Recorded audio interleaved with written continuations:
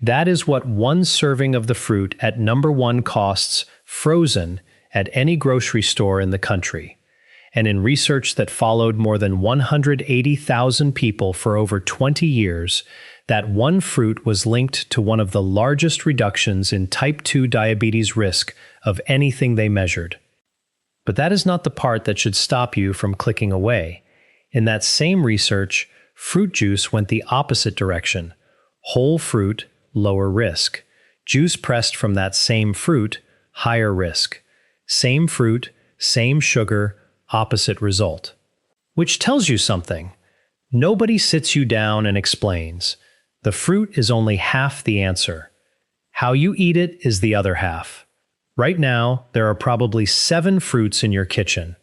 3 of them are doing real work for your blood sugar. 4 of them are living off a reputation they never earned, and nobody, not the label on the bag, not a 12-minute appointment, is going to walk you through which is which. So today, I am going to rank all 7, worst to best. Number 7 is the one almost everyone reaches for all summer, believing it is the safe choice. And the reason it lands last is not the reason you are expecting. Number 4 changes what it does to your blood sugar depending on which day of the week you eat it. Same fruit, 3 days apart, a completely different number on your meter. And number 1 is that 49-cent berry, along with the one habit most people pair it with every morning that quietly cancels out the benefit before they have even left the kitchen. Along the way, I am going to correct 3 things about fruit and blood sugar that you have almost certainly been told and that are simply wrong. The first one is printed on a carton in your refrigerator right now. The third one gets repeated by people who ought to know better, and it is the reason a great many of you have been avoiding entirely the wrong thing.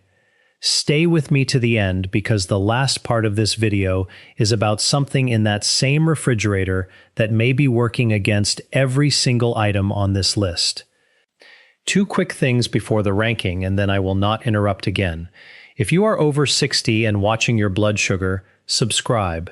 This channel exists to give you the explanation a 12-minute office visit never has room for, and leave 1 word in the comments. The fruit you eat most days of the week. I read them, and they decide what I cover next. That is it. Let us rank. Before the first fruit, you need one idea, and it is the idea that makes this entire ranking make sense. There are 2 numbers attached to every fruit. Almost every article you have ever read shows you the first one and never mentions the second. The first number is the glycemic index. That tells you how fast the sugar in a food moves into your blood.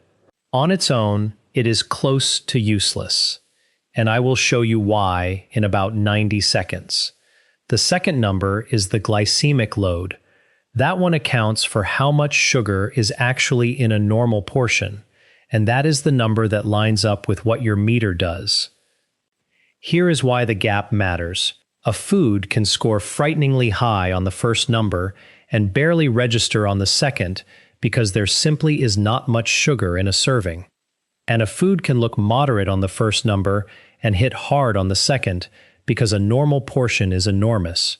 Then there is the third factor, and it is the one that explains the juice finding I opened with: fiber. The sugar in fruit is largely fructose, and fructose does not go straight into your bloodstream the way glucose does. It routes through your liver first, in modest amounts, with the fiber and the fruit structure intact.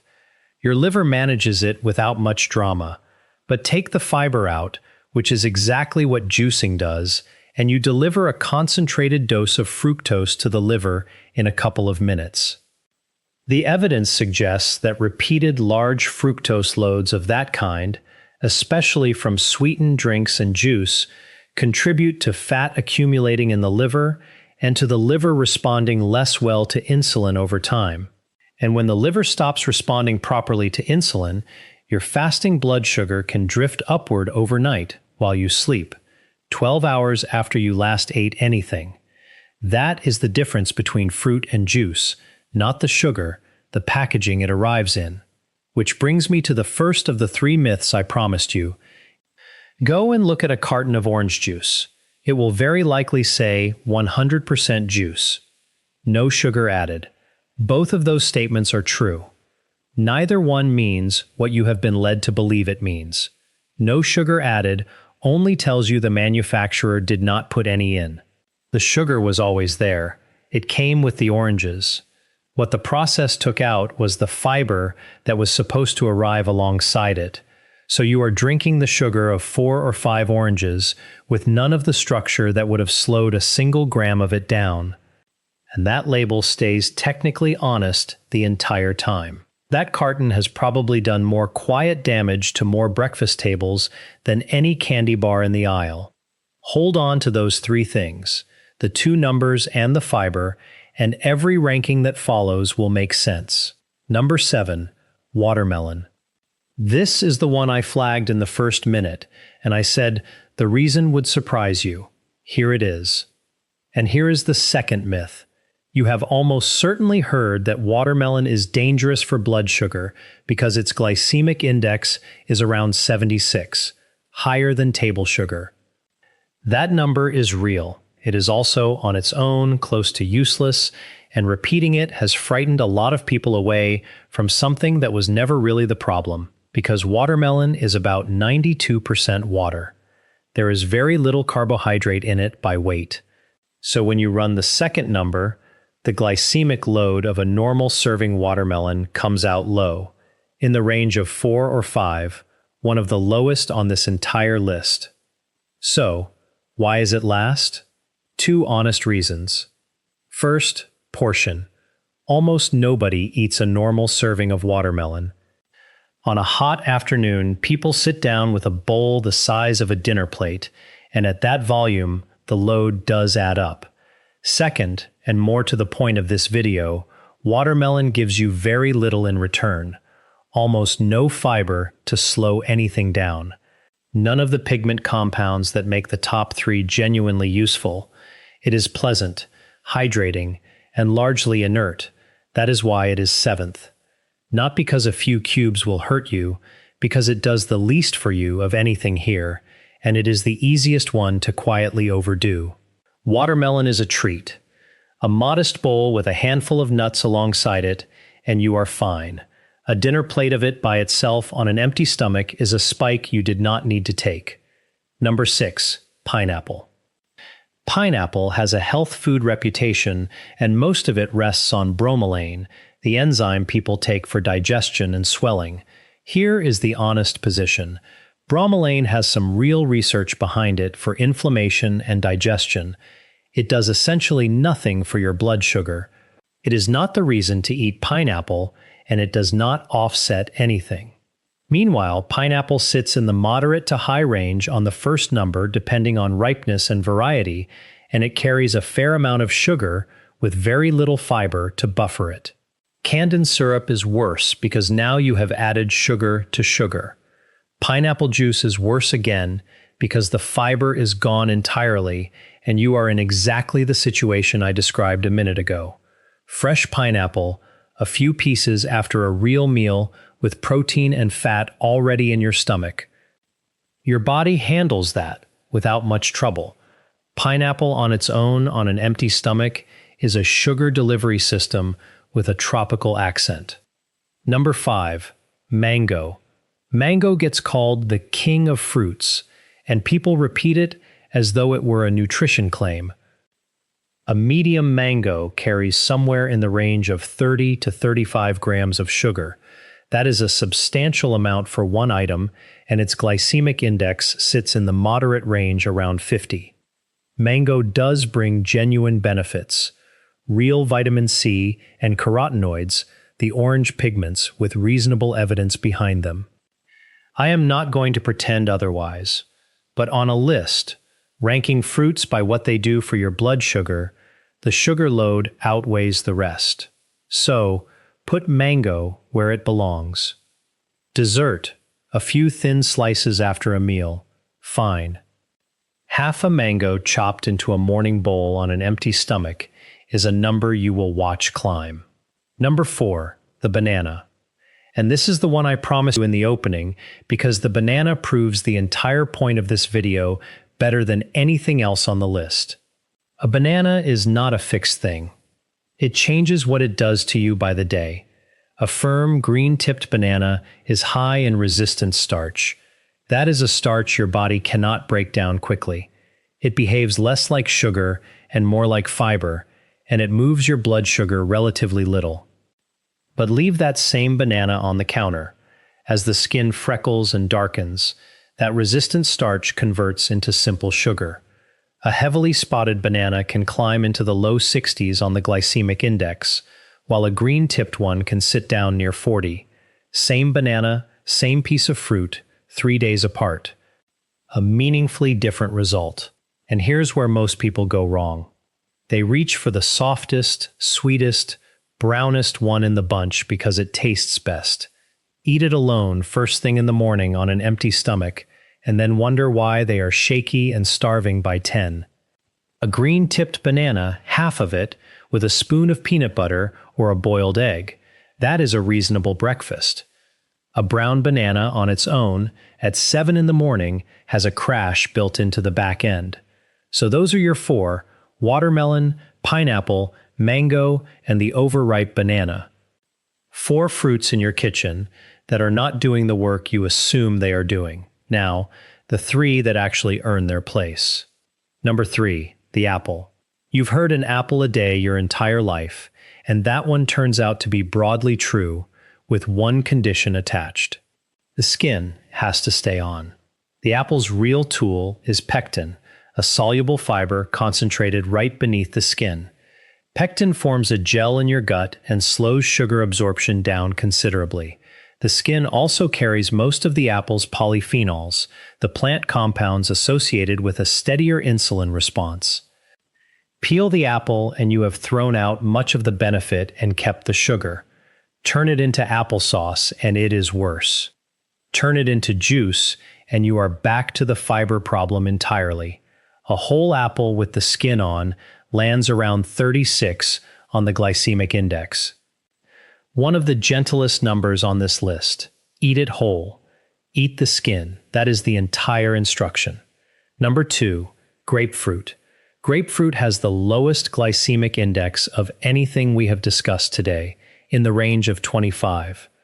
It contains neirin, the bitter flavonoid that gives grapefruit its sharp edge, and early research has associated it with improved insulin sensitivity. In a large cohort work I mentioned at the top, grapefruit was among the whole fruits linked to lower diabetes risk. On paper, it is close to ideal for blood sugar, but I have to stop and be very direct with you because this is the one fruit on this list that can genuinely cause harm for some of you, and it has nothing to do with sugar. Grapefruit inhibits an enzyme in your gut called CYP3A4. That enzyme is how your body breaks down a long list of common medications, including several statins for cholesterol, some blood pressure medications, certain heart rhythm drugs, and others. Block that enzyme, and the medication can build to levels in your blood it was never intended to reach. This is a well-documented interaction, and it is not a small one. And the way it was discovered is worth 30 seconds of your time, because it says something about how much of this we found by accident. In the late 1980s, a research team in Canada was studying a blood pressure medication and its interaction with alcohol. They needed something strong tasting to disguise the alcohol so participants could not tell which drink they had been handed. Someone reached for grapefruit juice, not for any scientific reason. It was simply there. The drug levels came back far higher than they had any business being. It took the team a while to accept that the grapefruit and not the alcohol was responsible. An entire class of drug interaction printed on pharmacy labels around the world today was found because somebody needed to mask a flavor. So, if you take any regular medication, and particularly a statin or a blood pressure drug, do not add grapefruit to your routine until you have asked your pharmacist or your doctor whether yours is on that list. It is one phone call, and it is free. And I want to be just as clear on the other side of that. Never stop or change a medication on your own because of something you watched online, including from me. If you are not on any of those medications, grapefruit is a quiet champion. Half of one in the morning, eaten in segments so the fiber stays where it belongs. Which brings us to number 1, the blueberry, the 49-cent berry from the opening. Here is why it earns the top spot. The active compounds are anthocyanins, the deep blue-purple pigments packed into the skin. And there is real clinical work here, not just observation.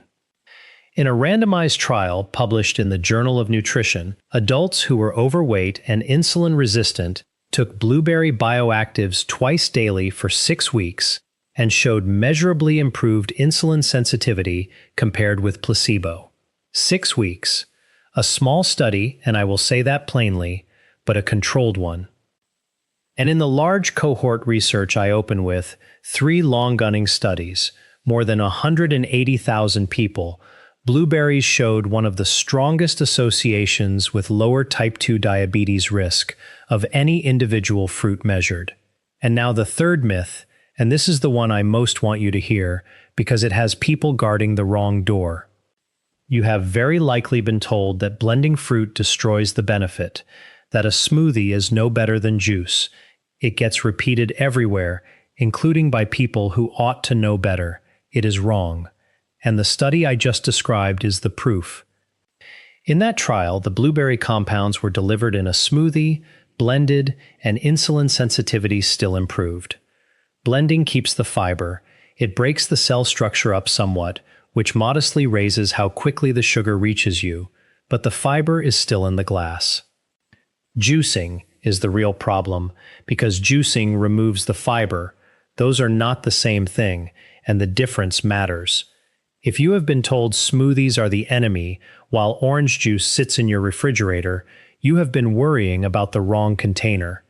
What actually undermines blueberries for most people is simpler. They get baked into muffins built on flour and sugar or scattered across a bowl of sweetened cereal where whatever good the berry does is buried under the spike from everything surrounding it. The right way is almost insultingly simple. Half a cup of whole blueberries, fresh or frozen. It makes no difference to the anthocyanins, with some protein and fat to slow the whole thing down. Plain Greek yogurt, a handful of nuts, not baked into something, not sitting on top of cereal.